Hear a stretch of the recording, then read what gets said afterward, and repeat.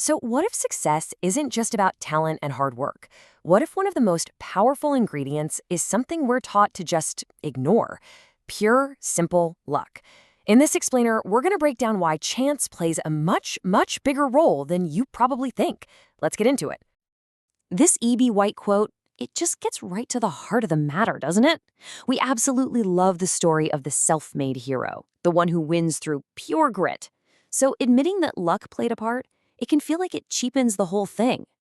But what if it doesn't? Let's explore that. All right, part one, the myth of meritocracy. We're going to start with a story we all know, the one that says success is earned, not given, and the people at the top are there just because they're the best. I mean, we live in a world that is obsessed with hustle culture. The message is literally everywhere. If you just work harder, longer, and smarter than everybody else, success is basically guaranteed. It tries to boil down this incredibly complex recipe for achievement into just one single ingredient: effort. And there's some powerful psychology going on here. For those who've actually made it to the top, it's totally natural to look back and see this clear, straight path, making their success feel, well, inevitable. They don't want to think about the role of accident in their lives. It's a really comforting story to tell ourselves, but it might not be the whole story. So, part two, the hidden role of luck. If it's not just merit, what else is in the mix? Well, let's bring in that powerful and often totally invisible factor. Let me ask you a question. When you think of Michael Corleone in The Godfather, you see Al Pacino's face, right? It just feels like it could never have been anyone else. But the story of how he got that part is a perfect example of pure luck. Get this. The studio was dead set on another actor, James Caan. The director, Francis Ford Coppola, who was young and pretty powerless at the time, had to actually threaten to quit just to get them to cast this unknown guy named Al Pacino. Now, in almost any other universe, the studio bosses win that fight, end of story. But a whole series of unlikely events just happened to line up perfectly, and bam, Pacino lands the role of a lifetime. A classic lucky break. And this brings us to a really critical idea. In these hyper-competitive fields like acting or tech or sports, everybody is talented. Everybody is hardworking. The actual difference between the person who comes in first and the person who comes in 100th is razor thin. So when skill and effort are pretty much equal across the board, what separates the winner from everyone else? A lot of the time, it's just a random event, a lucky break. Just look at Bill Gates. I mean, the man is undeniably a genius, but his path was paved with some incredible luck. As a teenager, he got this incredibly rare access to a computer terminal, something almost nobody his age had. Then, completely by chance, IBM comes knocking, looking for an operating system, and someone points them to his tiny little company. And then, in a moment that literally changed history, an IBM negotiator basically gives Gates the green light to go buy an existing OS, not realizing he was handing over the keys to a future multi-billion-dollar empire. Yeah, Gates had the talent, but those lucky breaks, they were the rocket fuel. Okay, part three, winner-take-all markets. So we've seen how luck can crack open a door.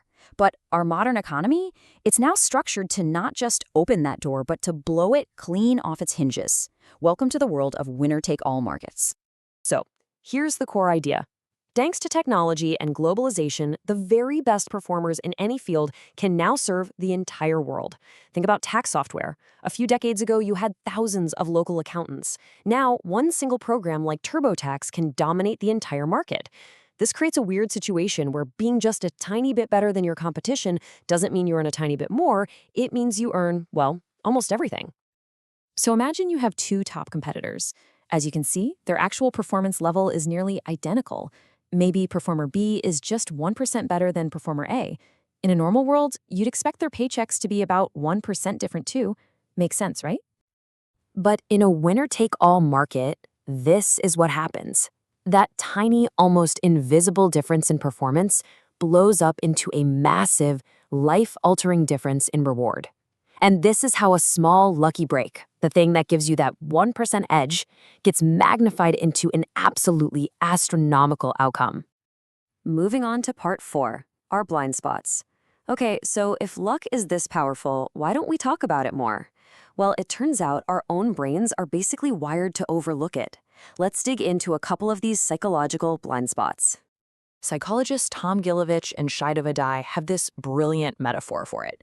The obstacles we have to overcome, the headwinds, are always right there in our face. We have to fight against them so we remember them really, really vividly. But all the things that help us, the tailwinds, like being born in a stable country or having supportive parents or just a lucky break, they're at our back. We don't even feel them, even though they're pushing us forward the whole time. And then there's hindsight bias. This is the classic glitch that makes us look back at totally unpredictable events and think to ourselves, oh, yeah, that was obvious. I saw that coming. We see Bill Gates' success now and think, of course he made it. But we completely forget the huge amount of uncertainty and the sheer dumb luck that had to line up just right for it to happen. Okay, our final section, the gratitude payoff. So, why does any of this actually matter? This is more than just an interesting idea. Recognizing luck has some profound real-world consequences. Now, let's be super clear. This is not about tearing down achievement. Hard work and talent are absolutely essential. But acknowledging luck adds a crucial ingredient to the mix: humility. It's about understanding that our own efforts are just one part of a much bigger, more complicated story.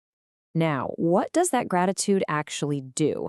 I want you to just look at this number on the screen. Plus 25%.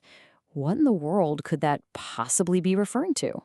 Here it is. It comes from a study where people were asked to think about the reasons for their own success. The group that was prompted to think about external factors, things like good fortune, help from others, just plain luck, they ended up donating over 25% more of their earnings to charity than the group that focused only on their own personal efforts. Acknowledging luck literally makes us more generous people. And this creates a really powerful ripple effect. It starts with just acknowledging luck. That fosters a sense of gratitude, which in turn leads to greater generosity. That generosity then makes us more willing to invest in the public goods. Great schools, solid infrastructure, scientific research, all the things that create more opportunities for the next generation to get lucky too.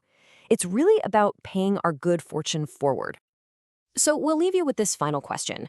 We rightly celebrate hard work and grit, but what if we also valued good fortune just as much?